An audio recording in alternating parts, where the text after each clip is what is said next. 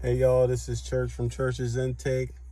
Let's get into it. So I'm going to read from Matthew chapter 5, 21 through 30.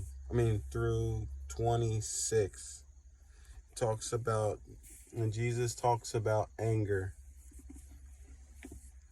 Ye have heard that it was said by them of the old, Thou shalt not kill, and whosoever shall kill shall be in danger of judgment. But I say unto you, that whosoever is angry with his brother without a cause shall be in danger of the judgment. And whosoever shall say to his brother, Raca, shall be in danger of the council. But whosoever shall say, Thou fool, shall be in danger of hell fire.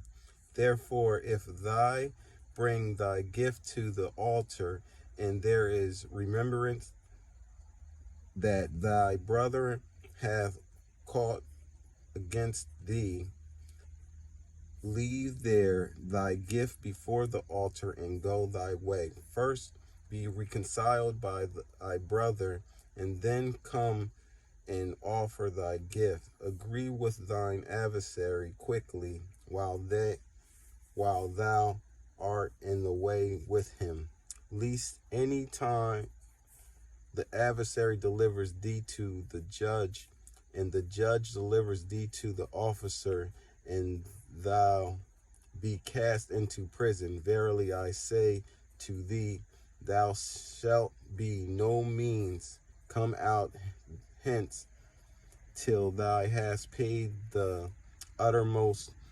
farthing.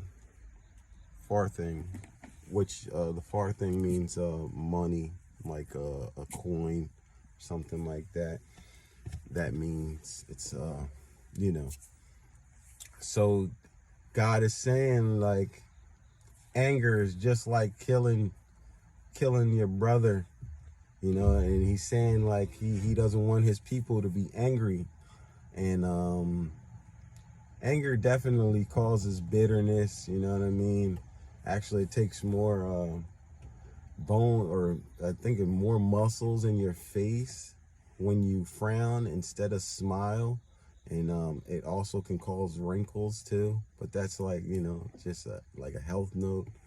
But you shouldn't be angry with your brother and or sister on things that they do. Like, if you see somebody do something and you feel like you don't approve of that, you shouldn't really get angered of them, you know what I mean? If you have if you have something against them or whatever, you should, be ready to tell them. Or if not, leave it be and let God deal with them. Or if you see someone angered, you shouldn't really try to interact with people like that, because obviously it's going to cause you to possibly grow angry towards them. And that's not of God. You're under judgment. What he says in the book, you'll be under a type of judgment, especially if they didn't do nothing wrong to you. Or someone say some words, and it could be right words, but it angers your spirit inside. It's hitting them demons inside of there, you know what I mean? And if they're being righteous with you and just telling you the truth on something, and you are angered by that, God will put you under judgment. Many people are definitely going under judgment because of their anger. So you should try to calm that down, you know what I mean? Try to stay away from things that would get you angered. And another thing is, Jesus is like, don't call no one a fool, because that'll put you in like hellfire, you know what I mean? You're like condemning a person, more or less. Actually, you're throwing like word witchcraft on people when you're calling people fools, or you're calling people stupid and stuff like that. It's like, yeah, you might not think that you're causing witchcraft or whatever, but that actually is a form of witchcraft. The American language, the words that we use are, a lot of them are, spell words like good morning. I try not to say that, because when you say like good morning, you're actually saying like good death. People don't kind of realize that. That's why I say grand rising, or, I'll try to even say like shalom, or I hope you're having a good day, a great day. stuff like that, to try to get away from the old wording, you know what I mean? Because you start to learn meanings of different words. And, you know, the American language, like I said, is definitely a cursed language. They did it they did it to us from the beginning to make us cast spells on one another. And that's another day or whatever. But yeah, so try to be peaceful. Start your day with peace. I know it's hard in these times to start, you know, trying to be uplifting to others when there's a lot of stuff that keeps you down, you know, but you got to be of good faith, you know, that things will eventually turn around in your life if you're going through some hardships, you know. So I kind of going to leave that right there, you know. Learn to get rid of anger. There's different ways. Obviously, some people, you know, drink different teas for to soothe them. Some people go on walks, you know, to get peace. So try to be in your peace mindset. Don't get no anger. Let anger settle in, because it's a seed, you know, and it's hard to get away from that. Like, you know, things that trigger you, you know, it's hard to try to not be angered by certain things that trigger you. And then once you realize that certain things could trigger you, you should try to work on that. Like, why does that trigger me? Or why does someone's truth, or why does someone's wording about something trigger me?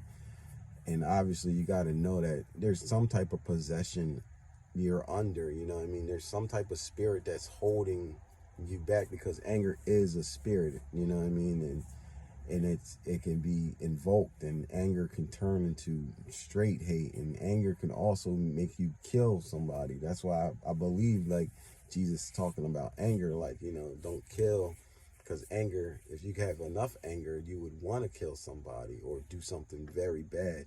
And he also says not to, you know, not to move or think or come to a conclusion or a solution while you're angered. You know, you should be at a peace mindset when you're thinking about a situation or got a conclusion of a situation. You shouldn't do it while you're angered. So if something that you heard does anger you, you should kind of like calm down first, so you can have a logical mindset of thinking about it instead of like just working out of your anger. Because when you work out of anger, you are working out of like rebellion, you know what I mean, bitterness. So you just kind of want what was done to you to be done to them, and you shouldn't really work like that, because God says we wrestle not against flesh and blood. And I know a lot of people, you know, got different demons inside of them that causes them to do a lot of different crazy things. And then once you hear about it, you know what I mean, it's just like you kind of want to react instead of just like calming down and just thinking about it. You know what I mean? It's better to think about a situation and not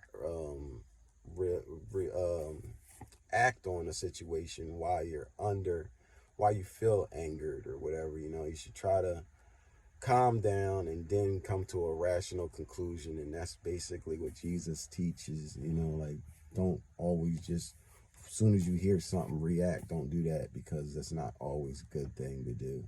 And you should always pause before you react on anything anyway. You shouldn't just go gung-ho on anything. You should always weigh out the options that you can go. But I'm going to leave that one right there. This is Church from Church's Intake. Subscribe. Let's grow, baby.